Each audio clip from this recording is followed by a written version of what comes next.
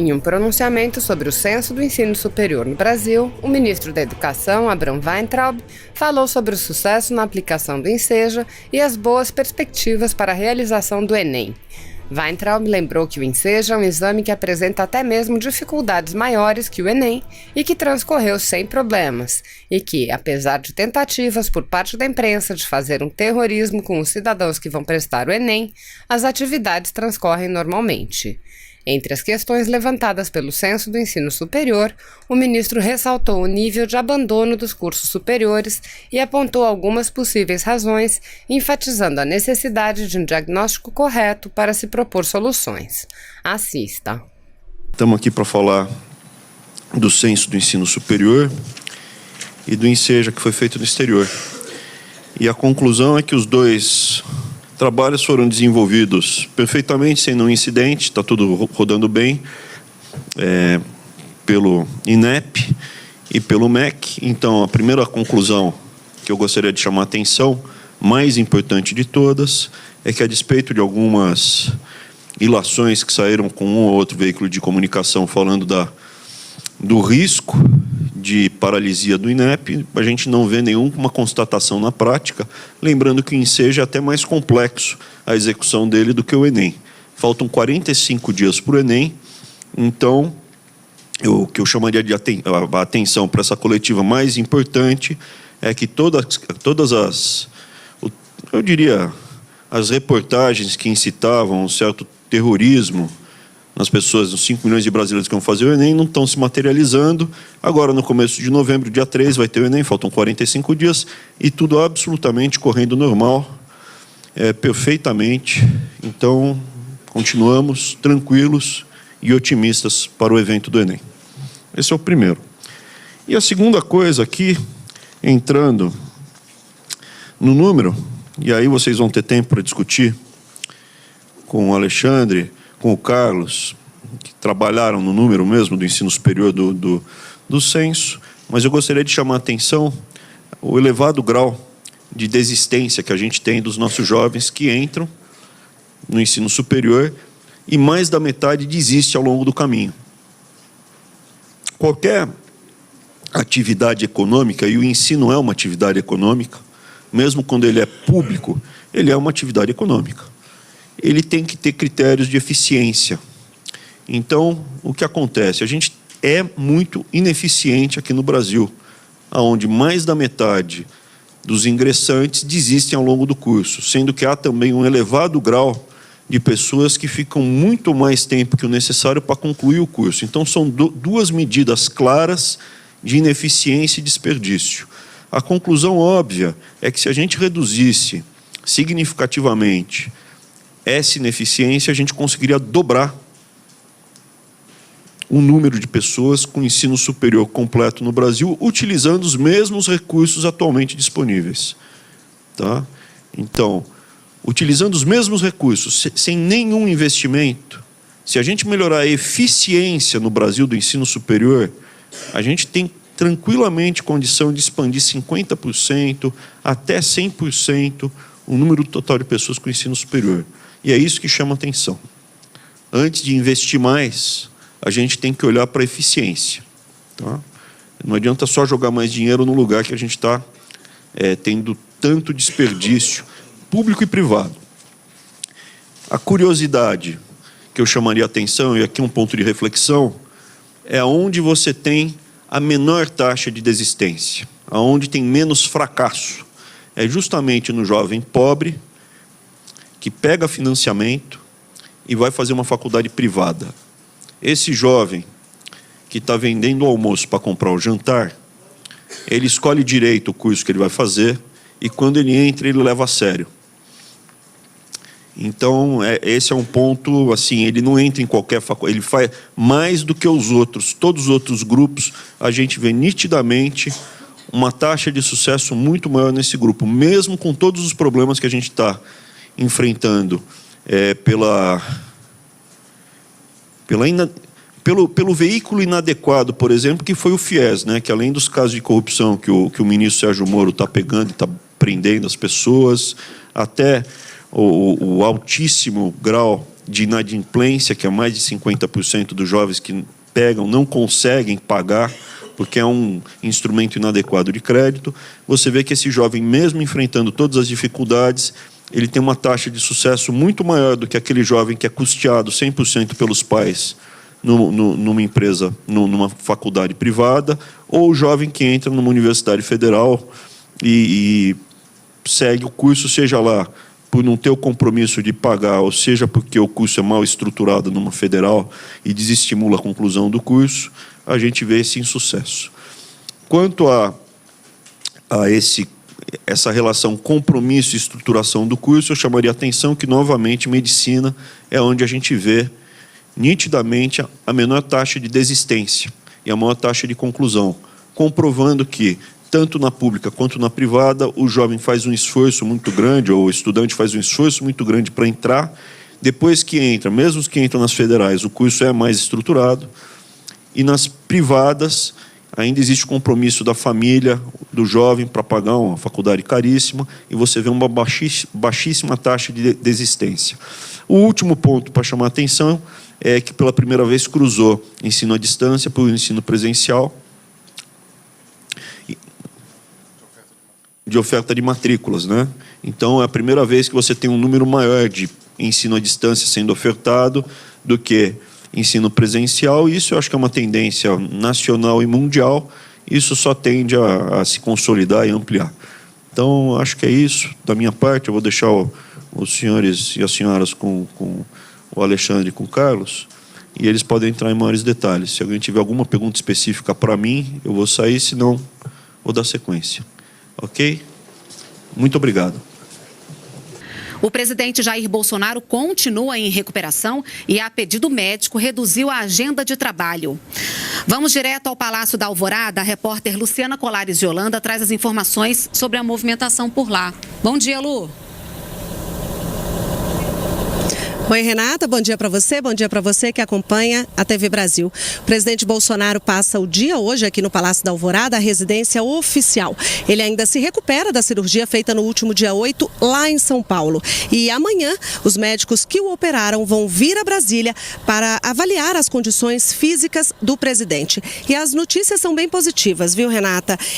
A saúde dele tem apresentado uma melhora clínica progressiva. O presidente ainda continua com alimentação controlada e tem feito 2 caminhadas por dia. Mas nada de repouso, viu? Ele diminuiu o ritmo de trabalho, mas cumpre a agenda nesta quinta-feira aqui no Palácio da Alvorada. E o porta-voz da Presidência da República, o general Otávio do Rego Barros, confirmou ontem que o presidente Jair Bolsonaro vai participar da Assembleia Geral da ONU em Nova York. E ontem o presidente costurou o texto que ele vai ler na ONU com os ministros Ernesto Araújo, das Relações Exteriores, e Augusto Heleno, do Gabinete de Segurança Institucional, e também com o filho dele e deputado federal Eduardo Bolsonaro. O presidente quer esclarecer o que o Brasil tem feito para proteger a Amazônia. Vamos ver o que disse o porta-voz. É um discurso onde ele vai colocar o coração, onde ele vai apresentar o nosso país e as suas potencialidades e vai esclarecer de uma vez por todas essa questão Brasil versus meio ambiente. O quanto o país defende o meio ambiente, vem fazendo, não de agora, de há muito, um processo de sustentação ambiental que muitas vezes é desconhecido por efetivamente desconhecimento da pessoa ou até por não querer divulgar aquilo que o Brasil vem fazendo em termos de proteção. O Comitê de Política Monetária do Banco Central reduziu a taxa de juros da economia para 5,5%, a menor da história, segundo o Banco Central. O índice anterior estava em 6% ao ano. A taxa Selic serve de referência para algumas transações bancárias, como poupança e empréstimos. Pelas redes sociais, o presidente Jair Bolsonaro destacou que, pela segunda vez em seu governo, a taxa Selic é a mais baixa de juros da história do Brasil e finalizou a economia dando certo. E a Semana do Brasil movimentou mais de 1 bilhão e 800 milhões de reais. A iniciativa da Secretaria de Comunicação Social do governo com o setor privado aumentou as vendas online em 41%. O presidente Jair Bolsonaro falou sobre esses números agora há pouco pelas redes sociais. Foram mais de 250 mil lojas em todo o país que participaram com descontos, promoções, prêmios e parcelamentos. A partir de agora, a Semana do Brasil deve ser realizada todo ano para alavancar as vendas em setembro. E durante a Semana do Brasil, as vendas do varejo cresceram 11%. Foram 10 dias de descontos para o consumidor. Na mesa, as fotos mostram um passado que Renata guarda com carinho. As boas memórias arrancam sorrisos da pernambucana. Tudo mudou após a morte trágica do filho mais velho. Raul foi atropelado enquanto pedalava. Foi uma conjugação de falta de experiência com uma imprudência altíssima, com excesso de velocidade totalmente incompatível com a via. Raul era ciclista e fazia trabalho voluntário em ONGs de Brasília.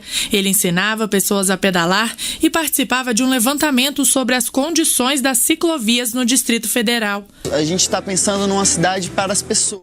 Olha, daqui a pouquinho a gente vai rever essa matéria aí sobre a campanha nacional de trânsito e vamos agora ver a matéria sobre a Semana do Brasil, que as vendas cresceram no varejo aí 11%. Mais de 14 mil lojistas aderiram ao movimento de promoções e descontos, que chegaram a 70% e garantiam um aumento de 11,3% nas vendas a varejo. Os segmentos que mais se destacaram durante a semana e puxaram o crescimento das vendas foram os cosméticos, imóveis e eletroportáteis, com mais de 12,5%. Dá para comemorar bastante, teve um aumento em comparação ao ano passado de 20% até 40% aí no aumento das vendas na semana. A campanha conseguiu cumprir a meta do governo, que era elevar a confiança e reacender o sentimento de patriotismo no Brasil. A expectativa é que no ano que vem continue, na próxima semana, que o aumento seja significativo. O vice-presidente Hamilton Mourão tem encontro hoje em São Paulo com líderes empresariais.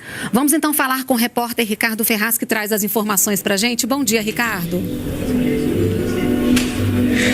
Bom dia, Renata. Bom dia a você que acompanha o Brasil em Dia. O vice-presidente da República irá participar do evento Agenda de Líderes, promovido pelo grupo Money Report. O evento vai tratar dos principais desafios econômicos do país, como, por exemplo, a aprovação da reforma tributária no Congresso Nacional e os caminhos para o crescimento econômico.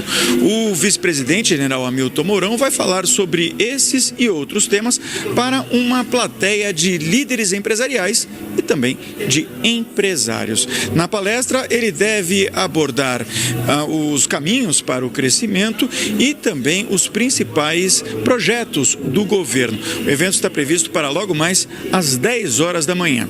De São Paulo, o vice-presidente retorna diretamente a Brasília. Renata. Obrigada, Ricardo, pelas suas informações. E mais uma ação de combate a queimadas. Militares do Corpo de Bombeiros do Distrito Federal seguem agora de manhã para a região do Pantanal, no Mato Grosso do Sul. Informações com Selma Dias. Bom dia, Selma.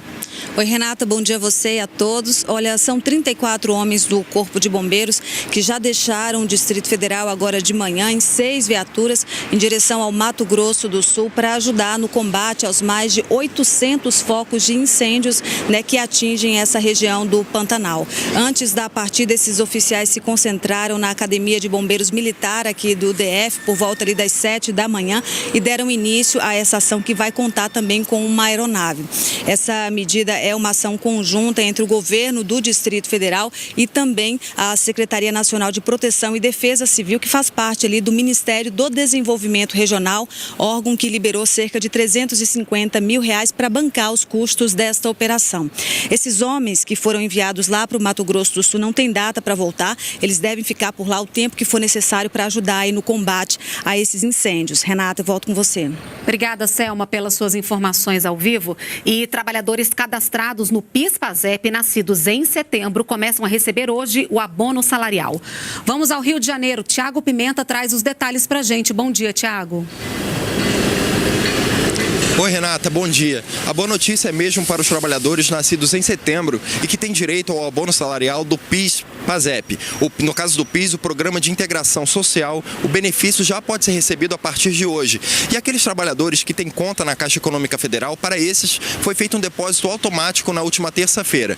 Os servidores que têm direito ao PASEP, o Programa de Formação do Patrimônio do Servidor Público, vão receber o abono pelo Banco do Brasil. No caso do PASEP, recebem este mês aqueles servidores inscritos com o número com final 2. Tem direito ao PIS-PASEP os trabalhadores cadastrados há pelo menos 5 anos e que tenham trabalhado durante o ano de 2018 com carteira assinada por pelo menos 30 dias. É preciso também que a remuneração recebida esteja dentro da média de até 2 salários mínimos. Outro requisito importante é estar com os dados corretos na RAS de 2018, a Relação Anual de Informações Sociais, que foi entregue ao governo federal. A gente lembra que os trabalhadores nascidos em setembro podem sacar os abonos até junho do ano que vem. Renata. Obrigada pelas informações, Tiago. A taxa de desemprego no país caiu no segundo trimestre deste ano, de acordo com o Instituto de Pesquisa Econômica Aplicada, o IPEA. A maior queda no desemprego de abril a junho de 2019 foi entre jovens de 18 a 24 anos. O levantamento do IPEA revela que a taxa passou de 26,6% para 25,8%.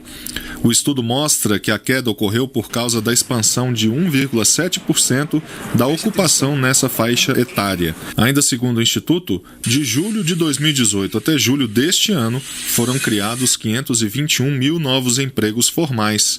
O IPEA avalia que a melhora na atividade econômica no segundo semestre deste ano deve fortalecer o mercado de trabalho. Emergências menos lotadas e menor tempo de espera para o atendimento e internação. Esse é o saldo de um programa implantado nos hospitais do SUS. São 20 unidades do SUS que participam do projeto para diminuir a superlotação nas emergências. Como resultado das mudanças, as unidades reduziram em quase 2 dias o tempo de internação no hospital e em mais de 4 horas a espera no pronto atendimento. De acordo com o Ministério da Saúde, as mudanças garantem não só uma maior oferta de leitos nos hospitais, como a diminuição do desgaste emocional tanto do paciente como da equipe médica. O projeto é uma parceria do Ministério da Saúde com o Hospital Sírio-Libanês e já está na 3ª fase. A meta é atender 100 hospitais até 2020. A Petrobras anunciou o reajuste dos preços dos combustíveis nas refinarias. A gasolina subiu 3,5% e o diesel 4,2%. Os novos valores começam a valer hoje. O repasse desse aumento aos consumidores depende das distribuidoras. E fiscais da Agência Nacional do Petróleo vão percorrer postos para verificar possíveis aumentos abusivos nos preços dos combustíveis. De acordo com a ANP, quem for flagrado praticando preços acima do normal pode receber multas que chegam a R$1 milhão. Caso você flagre algum aumento abusivo nos combustíveis, pode denunciar pelo site da agência ou ligar para a central da ANP. Estamos na Semana Nacional do Trânsito. O foco este ano são aqueles considerados mais vulneráveis: pedestres, ciclistas e motoristas. Ações integradas querem sensibilizar a sociedade e deixar o trânsito mais seguro. Na mesa, as fotos mostram um passado que Renata guarda com carinho. As boas memórias arrancam sorrisos da pernambucana. Tudo mudou após a morte trágica do filho mais velho. Raul foi atropelado enquanto pedalava. Foi uma conjugação de falta de experiência com uma imprudência altíssima, com excesso de velocidade totalmente incompatível com a via. Raul era ciclista e fazia trabalho voluntário em ONGs de Brasília. Ele ensinava pessoas a pedalar e participava de um levantamento sobre as condições das ciclovias no Distrito Federal. A gente está pensando numa cidade para as pessoas. Essa é a bicicleta que pertencia ao Raul. Ela foi afixada neste canteiro em Brasília em homenagem ao estudante. As chamadas Ghost Bikes ou bicicletas fantasmas representam um pedido de paz no trânsito. Elas costumam ser fixadas em locais onde houve acidente para homenagear vítimas como Raul e impedir que a morte seja esquecida. A cada 15 minutos, uma pessoa morre em um acidente de trânsito no Brasil. De acordo com dados do seguro DPVAT, de 2008 a 2017, cerca de 500 mil pessoas perderam a vida no trânsito brasileiro e outras 3 milhões ficaram com algum tipo de invalidez permanente. Para Rafael, coordenador da ONG Rodas da Paz, muitas dessas mortes poderiam ter sido evitadas com atitudes simples. Respeitar a velocidade, né? Ter atenção para tudo à sua volta, né? Os menores, que o CTB fala do maior, proteger o menor. Não teclar no celular durante, né, dirigir. Ciclistas, pedestres e motociclistas são foco da Semana Nacional de Trânsito este ano. Nós vamos conseguir mudar, melhorar e fazer a diferença na vida das pessoas para que menos pessoas a cada dia sofram perdas e chorem as suas vítimas. Se você apoia Jair Bolsonaro, curta este vídeo. Manifeste a sua opinião e compartilhe para que a vontade do povo brasileiro seja conhecida. Inscreva-se no canal para ter acesso gratuito ao nosso conteúdo. Uma produção Folha Política.